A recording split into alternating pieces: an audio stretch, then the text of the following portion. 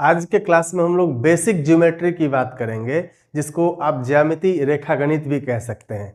तो basic geometry में हम लोग क्या क्या जानेंगे, सबसे पहले ये वो समझते हैं। इसको हम लोग ज्यामिति भी कहते हैं या इसको आप रेखागणित भी कह सकते हैं। अब देखिए रेखागणित में क्या सब आता है। तो इसमें सबसे पहले हम लोग चर्चा करेंगे पॉइंट का। सबसे पहले किसका? पॉइंट, जिसको आप बिंदु कहते हैं हिंदी में। अब समझिए बिंदु है क्या। बिंदु जिसमें लंबाई, चौड़ाई, ऊंचाई, मोटाई कुछ भी नहीं होता है। यह एक स्थिति मात्र है, एक स्थान छेदती है। जैसे ये बिंदु है, इसमें लंबाई नहीं होता है, चौड़ाई नहीं होता है और ऊंचाई भी नहीं होता है। मतलब no length, no breadth and no height. इसमें लंबाई नहीं है, चौड़ाई ये भी नहीं है और ऊंचाई ये भी नहीं है। तो ऐसे चीज को हम लोग क्या कहेंगे? रेखागणित का वह भाग जो ये पॉइंट दिख रहा है, इसको हम लोग बिंदु कहते हैं, जिसमें लंबाई, चौड़ाई, ऊंचाई कुछ भी नहीं होता है। इसको क्या कहेंगे? बिंदु कहेंगे। तो अब यहां से एक नया चीज निकलता है कि जब दो बिंदु अपने पास हो तब क्या होगा। तो दो बिंदु को रखिए, इस दोनों बिंदु को मिलाइए, देखिए क्या बनता है। ये एक टुकड़ा है, किसी चीज का एक टुकड़ा है। तो बेसिकली अगर दो बिंदु को मिला रहे हैं तो एक रेखा बन रहा है और रेखा का एक छोटा सा टुकड़ा है, जिसको हम लोग क्या कहेंगे? रेखाखंड कहेंगे। क्या कहेंगे? रेखाखंड, या इसको कहते हैं हम लोग लाइन सेगमेंट। Line segment. तो लाइन सेगमेंट एक और टाइप का होता है। अगर ये कोलिनियर पॉइंट्स है, संरेखीय बिंदु है, तो स्ट्रेट लाइन सेगमेंट या सरल रेखाखंड। और दूसरा, दो बिंदु तो है, अब इस तरीके से अगर इसको मिला दिया गया तो अब क्या होगा? ये भी एक रेखाखंड ही है, इसको हम लोग कहेंगे वक्र रेखाखंड या फिर कर्व्ड लाइन सेगमेंट। तो इसको हम लोग क्या कहेंगे? और ये कौन सा हो गया? ये सरल रेखाखंड। स्ट्रेट लाइन सेगमेंट सीधी रेखा है तो स्ट्रेट लाइन सेगमेंट, ये लाइन सेगमेंट के नाम से ही जनरली इसको हम लोग जानते हैं। और रेखागणित में इसको हम लोग डिनोट करने का एक तरीका है, उससे भी हम लोग डिनोट करते हैं। जैसे अगर पॉइंट ए है और यहाँ पर बी है, तो कुछ नहीं, लाइन सेगमेंट के ऊपर में इसे एक ए बी लिखेंगे, उसके ऊपर में एक लाइन ऐसे खींच देते हैं, तो पता चलता है कि ये एक लाइन सेगमेंट है। और वक्र रेखाखंड में भी अगर यहाँ पर पॉइंट ए है और यहाँ पर पॉइंट बी है, तो ए और बी लिख देंगे, इसके ऊपर में इसे लगा सकते हैं, तो इसको हम लोग वक्र रेखाखंड के रूप में भी जानते हैं, जान सकते हैं।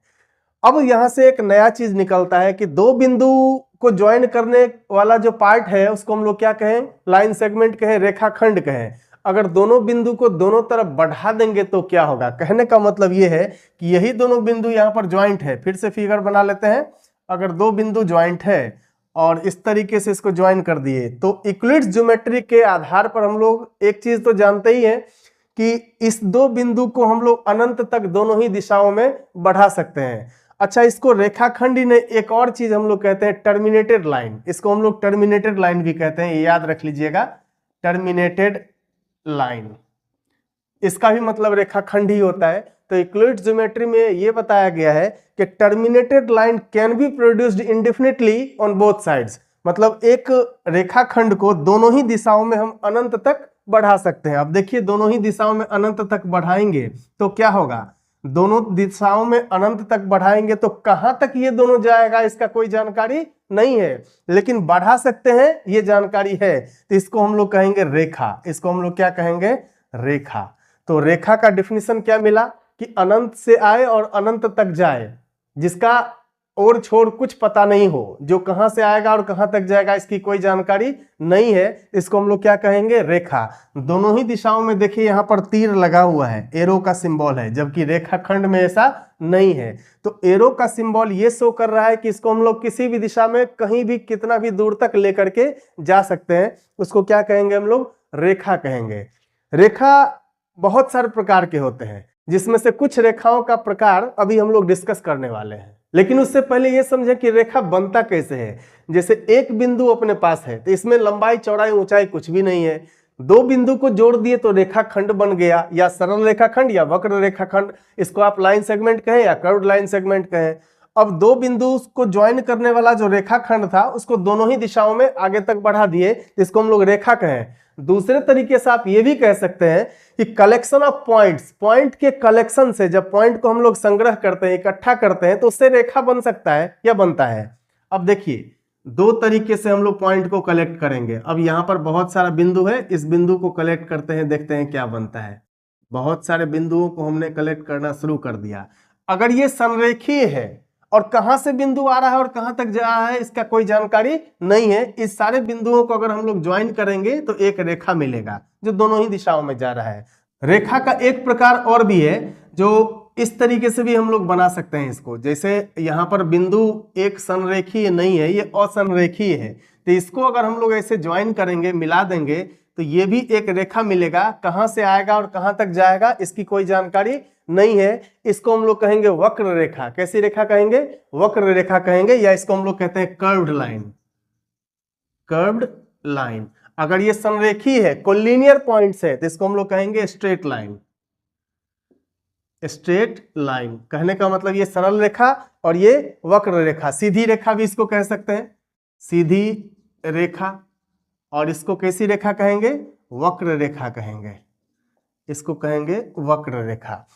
आप बच्चे की किताब में देख सकते हैं कि छोटा छोटा बहुत सारा बिंदु दिया रहता है, उस सबको मिला करके एक चित्र कहता है निकालने के लिए। बच्चे लोगों की किताब में अक्सर ऐसा दिया जाता है, जैसे अगर आम ही बनाना है तो इस तरीके से बिंदु बना करके दिया रहता है और कहता है कि इसको ज्वाइन करके बताइए कि क्या बना। तो इस तरीके से अगर इसको हम लोग ज्वाइन कर देंगे तो हो सकता है कि आम का चित्र बन जाए। तो इससे हम लोग समझते हैं कि बिंदुओं को जब ज्वाइन करेंगे, मिलाएंगे, तो उससे एक नया चित्र बनने वाला है।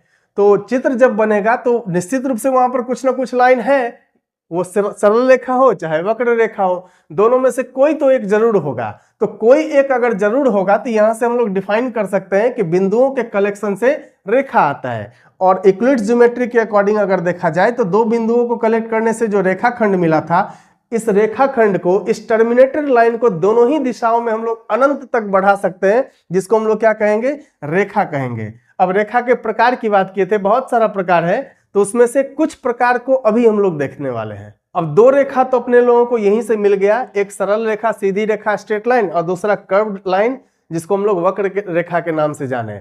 दो और के बारे में समझते हैं। एक का नाम है हॉरिजॉन्टल लाइन, एक का नाम क्या है? हॉरिजॉन्टल लाइन, जिसको हम लोग क्षैतिज रेखा भी कहते हैं। क्षैतिज रेखा अभी होता कैसा है? जो बाएं से दाएं की ओर जाता है ना, उसको क्षैतिज रेखा कहते हैं, हॉरिजॉन्टल लाइन कहते हैं। मतलब दूसरे लैंग्वेज में, दूसरे भाषा में आप समझ सकते हैं कि परी रेखा, अगर हम सो जाएंगे तो कैसा रेखा एक बनेगा, अगर बनता है तो वो परी रेखा है, जिसको हम लोग हॉरिजॉन्टल लाइन, क्षैतिज रेखा करते हैं। ऐसा ये देख लीजिए, ये मतलब अर्थ सरफेस है ना धरती, उसके समांतर यदि चल रहा है, उसके पैरेलल, अर्थ सरफेस के पैरेलल, तो उसको हम लोग कौन सा रेखा कहेंगे? क्षैतिज रेखा कहेंगे, हॉरिजॉन्टल लाइन। एक और होता है जिसको हम लोग कहते हैं वर्टिकल लाइन, ऊर्ध्वाधर रेखा, जो खड़ी रेखा हो, जैसे ऐसा ये वाला रेखा ऊपर से नीचे या नीचे से ऊपर, इस तरीके का रेखा अगर दिखता है, इसको हम लोग कहते हैं वर्टिकल लाइन। इसको क्या कहते हैं? Vertical line. इसको कहते हैं वर्टिकल लाइन या ऊर्ध्वाधर रेखा। ऊर्ध्वाधर रेखा, जिसको हम लोग क्या कहें? वर्टिकल लाइन कहें या खड़ी रेखा कह सकते हैं।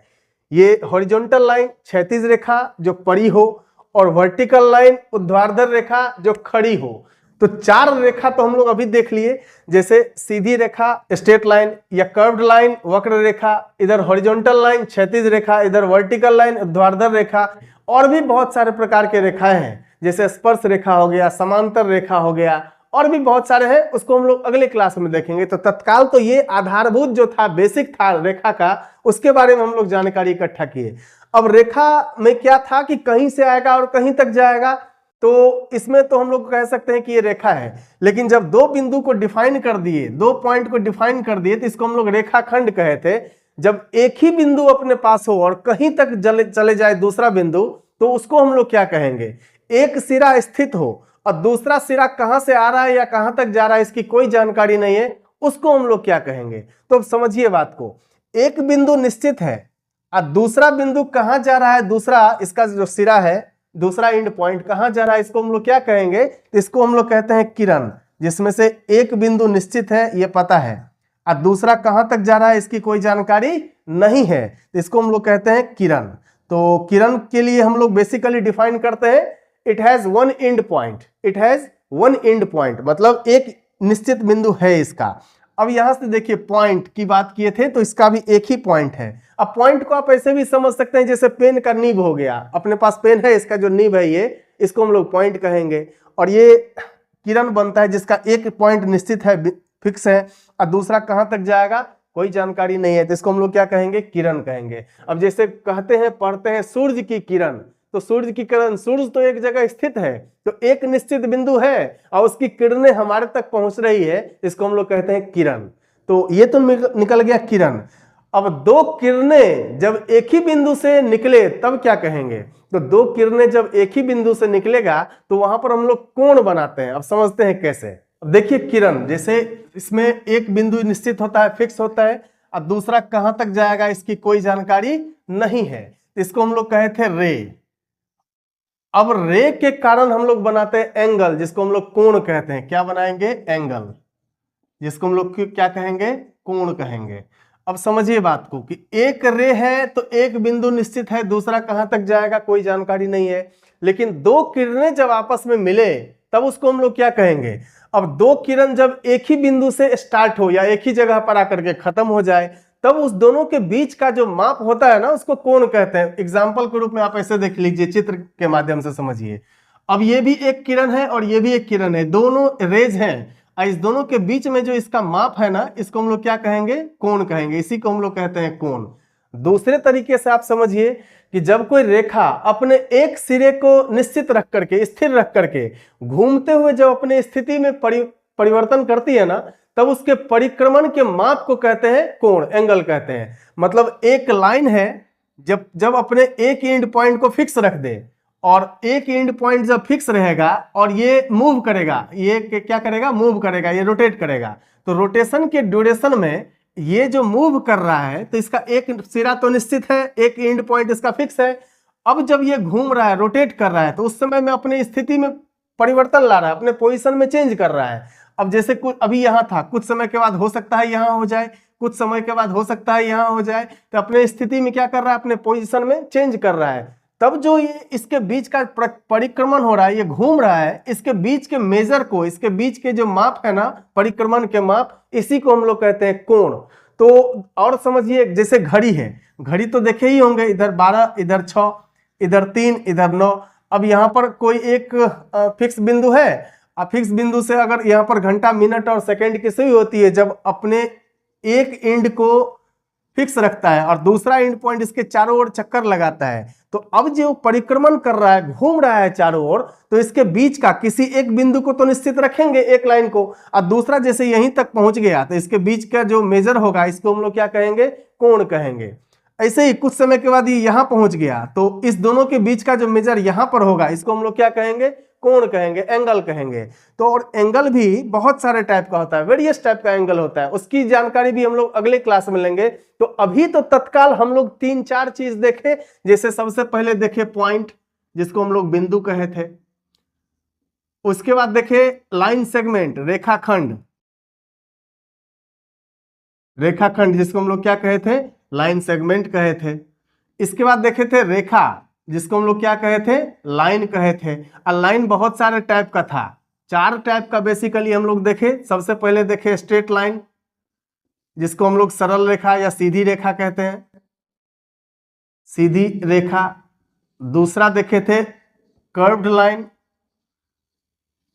जिसको हम लोग वक्र रेखा कहते हैं। तीसरा देखे थे हॉरिजॉन्टल लाइन, हॉरिजॉन्टल लाइन, जिसको हम लोग क्या देखे थे, क्षैतिज रेखा, क्षैतिज रेखा। और चौथा देखे थे कौन सा, वर्टिकल लाइन, वर्टिकल लाइन, जिसको हम लोग क्या कहते हैं, ऊर्ध्वाधर रेखा, ऊर्ध्वाधर रेखा। अब रेखा के कारण क्या बना था, किरण, जिसको रे कहते हैं। तो एक पॉइंट निश्चित था, दूसरा कहां तक जाएगा कोई जानकारी नहीं, ये देखे थे रे, इसको हम लोग क्या कहते हैं, किरण कहेंगे। अब रे के कारण क्या बना था, तो एंगल बना था, जो किरण के कारण कोण बना। अब जहां पर एक रे था, एक ही किरण था, अब अपने पास 2 किरणें हैं, दो किरणें और इस दोनों के जो बीच का जो मेजर था इसको हम लोग क्या कहें, कोण कहें। बहुत सारे प्रकार का कोण होता है, तो इसको हम लोग अगले क्लास में डिस्कस करेंगे। तब तक के लिए ये आप रिवाइज कर सकते हैं, वीडियो को रोक करके पीछे जा करके आराम आराम से समझिए, एक एक करके समझिए। चित्र के माध्यम से अगर समझेंगे तो फिर कभी नहीं भूलेंगे, और नहीं भूलेंगे तो अच्छा रहेगा आपके लिए भी, हमारे लिए भी, और आपके एग्जामिनेशन के लिए भी। तो हर तरीके से, हर तरीके का जो पैटर्न बन रहा है उसको समझना जरूरी है। चलिए, रेखागणित का आधारभूत चीज हम लोग देख लिए, बेसिक ज्योमेट्री।